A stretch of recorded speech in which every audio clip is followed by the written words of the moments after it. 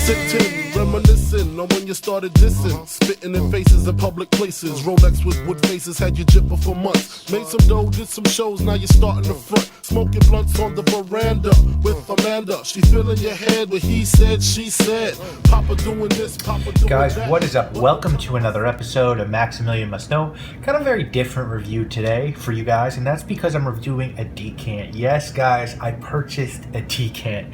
We'll get into why a little bit later, but the fragrance is called Royal Mayfair, aka Windsor, and the house is Creed. Now, I guess what happened with the name is that it was trademarked. My guess is it was trademarked by the shaving company D.R. Harris, which has a shaving cream and cologne called Windsor.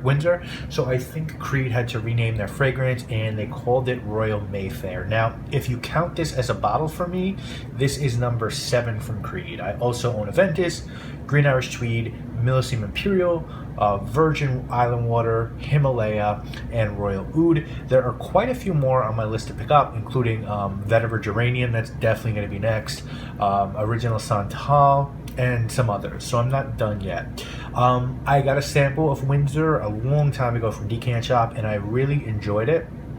And so when I saw this one was coming back, I was stoked. And the story with this one is that it originally came out in 1936 for King Edward VIII of Britain, and then it was re-released in 2009. Now in 2009, supposedly, and I don't know if this is Creed bullshit or not, but 320 bottles were produced and 70 flacons were sold in the USA. Now I know a lot of people that have this fragrance, so I don't know if I buy that. Could be right, could be wrong. I think the number was probably much higher.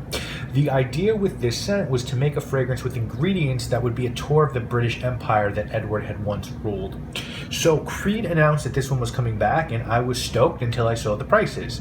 17-ounce flacons go for $935, 8.4-ounce flacons $640, 4-ounce bottles, sort of the regular Creed bottles, $475, 2.5-ounce bottles $260, 1-ounce bottle $240. Now this isn't going to be an everyday scent for me. This is, or at least I was planning to make this my special occasion warmer weather scent, but still $240 for an ounce, really?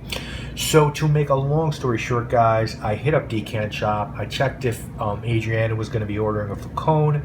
She was. I asked her for the best possible deal I could get on 30 ml, and I'm not going to announce that price, but put it like this: it didn't cost me anywhere near $240 at all, so I'm happy.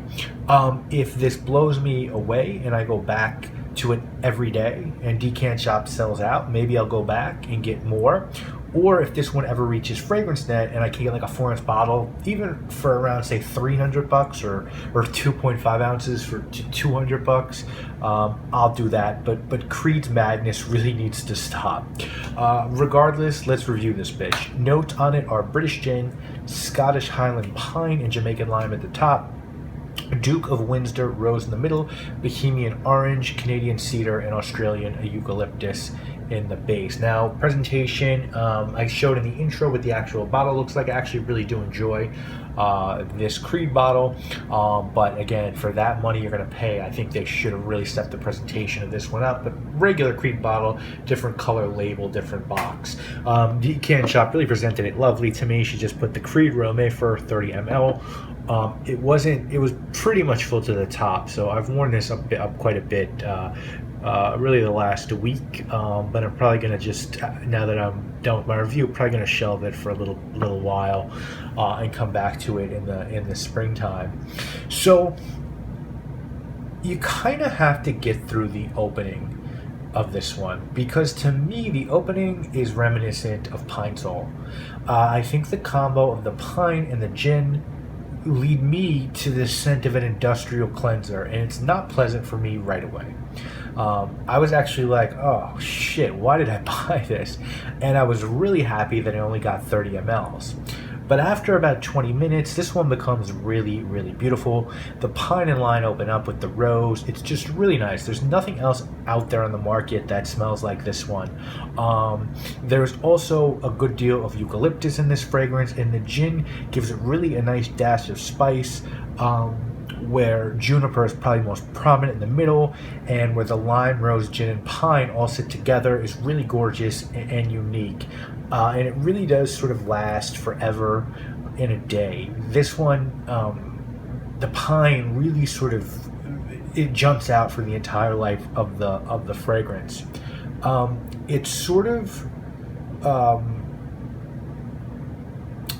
becomes a little bit darker through the dry down. You know, cedar can have a very woody and very distinct sort of darker wood smell. And that does sort of happen as it dries down, but you get that with this sweet orange and a slight touch of smoke, not too much smoke at all. It's really more sort of clean and about orange and cedar at the end. It's a really hard fragrance for me to describe because there isn't a heck of a lot of reference points. One that I can sort of make that this one to me does resemble a little bit is Rose de Kandahar by Andy Tower. They smell different, but both are fragrances that prominently feature rose, but sort of take the note so far left that it's unlike anything else out there on the market. Both are also very distinguished and high quality. So remember, guys, rough opening. The eucalyptus, booze, and lime make this one tough to take, but then you're going to get this sweet, boozy rose scent with spice and pine, and then as it dries down, some sweet orange and cedar join the mix. I get really good performance out of this one. Even Creed scents that I don't like usually do well on my skin, with a few exceptions. I don't really get good performance out of Tabaron. This one projects well. It lasts, and it has a nice deal of sillage. Not beast mode, but nothing to complain about. I think this one is marketed to men, but I definitely think a woman could pull this off. Weather-wise, I like this for spring and fall. I think it's maybe a little too much for summer. I think you could definitely get away with it in the summer, and maybe a little bit too light for the winter. And for me, this is like a perfect dressed up spring scent. I could totally see this being someone's signature scent, and because Creed is offering huge bottles at up to 17 ounces, I expect to see some wealthy people with this as their signature fragrance. If you cannot afford this, or for whatever reason you can't get your hands on it, it's really hard for me to guide you guys to something that resembles it. I would really just say take a look at Rose de Kandahar because of what I said before. Maybe you want to take a look at another hard-to-find Creed scent called Baie de Genovra, which is a juniper-based scent. And then I'll also say Cape Heartache by Imaginary Authors because it has a nice mix of pine and fruit.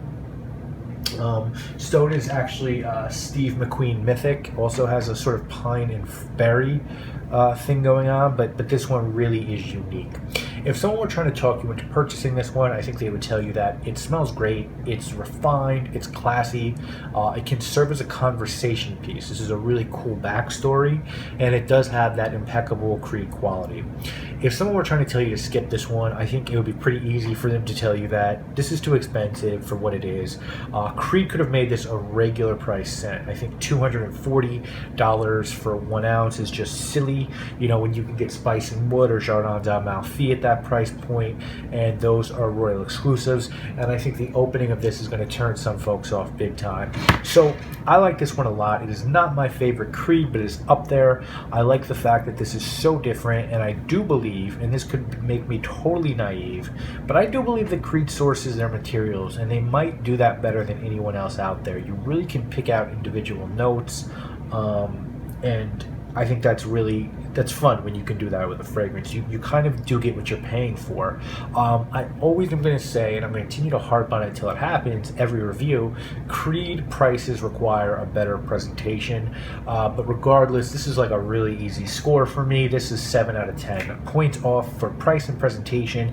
Now, if both of those were through the roof, maybe we're having a different conversation right now. But for the money here, you can just go a lot better than buying a 4-ounce bottle of this for $475. You could get Reflection Man by Amouage, Sartorial by Penhaligon's, a Bond No. 9 scent, and Zing by L'Artisan Parfumeur for the price you could basically make a fragrance wardrobe.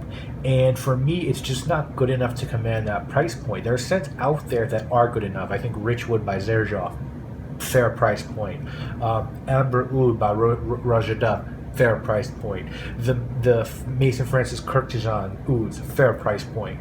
So with some scents, I get it. I really get it. This one, no way. but it's still really well done. And if you can get in on a decanter or split, then it might be worth it for you. I really haven't decided whether I'm going to purchase any more when my 30 ml is done. I'm going to try to go through it really slowly, and then hopefully by that time there'll be some discounted bottles on some of the usual suspect sites. But I'd love to know what you guys think of this one. I will say that I also found it pretty close to the original Windsor, which I said I do have a sample of it, and they're very, very close. I think they're a little bit different. I think that one, the Windsor, I think sits a little bit stronger on the skin, but in terms of composition, they're both pretty close. So let me know what you think, guys. I'll be back next week with more videos. You know what it is.